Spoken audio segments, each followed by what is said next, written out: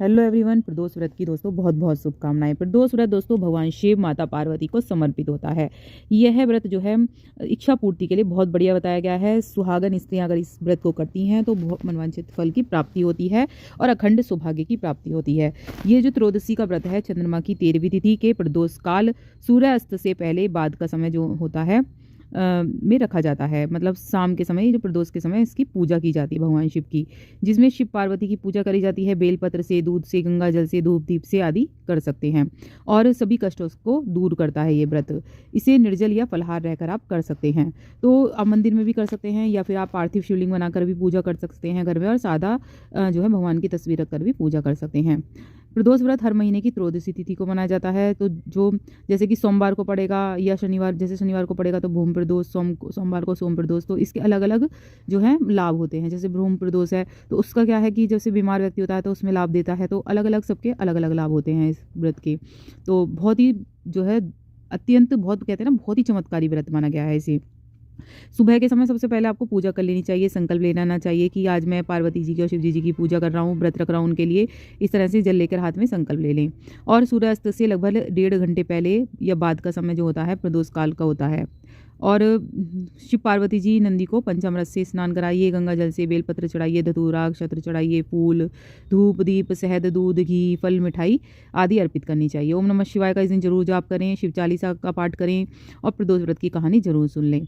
सारी चीज़ें मेरे चैनल पे हैं, तो सर्च करेंगे आप सुख समृद्धि उपाय शिव चालीसा तो तुरंत आ जाएगा, तो आप वहाँ पर पढ़ सकते हैं, लिखी हुई है। और दीपक जलाना है, शिव जी के आगे घी का दीपक जलाएं। और मतलब जितने ज़्यादा दीपक जलाएंगे उतना बहुत अच्छा माना गया है। आटे का हो तो आटे का दीपक और भी ज़्यादा चमत्कारी दीपक माना जाता है, तो आटे का भी जला सकते हैं आप। व्रत का दिन का आपको बिल्कुल अच्छे से पालन करना है। आप फलाहार, अगर फलाहार से करें तो फलाहार का करें, नहीं तो एक टाइम आप खाना भी खा सकती हैं। जो जेंट्स लोग हैं उन्हें सफ़ेद वस्त्र पहनने चाहिए और जो लेडीज़ हैं उन्हें लाल या फिर वैसे वस्त्र पहनने चाहिए, हरे रंग के। बहुत ही शुभ माने गए हैं। पूर्व या उत्तर दिशा की ओर मुख करके आपको पूजा करनी है। नंदी और बेल की जो बैल हैं, नंदी बैल, उनकी भी जरूर पूजा कर लें क्योंकि शिव जी के अत्यंत प्रिय गण हैं वो। प्रदोष काल में मौन रहकर या कम से कम बोलकर पूजा करने का महत्व है। तो सारी सामग्री पहले ही इकट्ठी कर लें और मौन रहकर ही आपको पूजा करनी है। और कच्चे दूध आदि इन सभी चीज़ों से आपको पूजा करनी है। 2026 की सभी मैं बताऊँगी क्योंकि अब 2026 में ही पड़ेगी 2 जनवरी को, और सारी बताऊँगी प्रदोष कब कब क्या है। 2 जनवरी को बृहस्पतिवार को गुरु प्रदोष पड़ेगा, 16 जनवरी को पड़ेगा फिर शुक्र प्रदोष, फिर 30 जनवरी को पड़ेगा शुक्र प्रदोष। उसके बाद फरवरी में 14 फरवरी को शनि प्रदोष पड़ेगा। फिर मार्च में पड़ेगा 1 मार्च को रवि प्रदोष, 16 मार्च को सोम प्रदोष, 30 मार्च को सोम प्रदोष सोमवार के दिन ही, और अप्रैल में 2026 में 15 अप्रैल को बुध प्रदोष पड़ेगा। फिर 28 अप्रैल को मंगलवार के दिन भूमि प्रदोष। फिर मई में जो है 14 मई को बृहस्पतिवार को गुरु प्रदोष, 28 मई को बृहस्पतिवार को गुरु प्रदोष। फिर 12 जून को शुक्रवार को शुक्र प्रदोष पड़ेगा। तो इस तरह से, और इस तरह से सभी प्रदोष पड़ेंगे। फिर 27 जून को पड़ेगा शनिवार को शनि प्रदोष। फिर जुलाई में 12 जुलाई को रवि प्रदोष, 26 जुलाई को रवि प्रदोष। तो आगे की वीडियो मेरे चैनल पे देख सकते हैं, आगे प्रदोषों के वीडियो।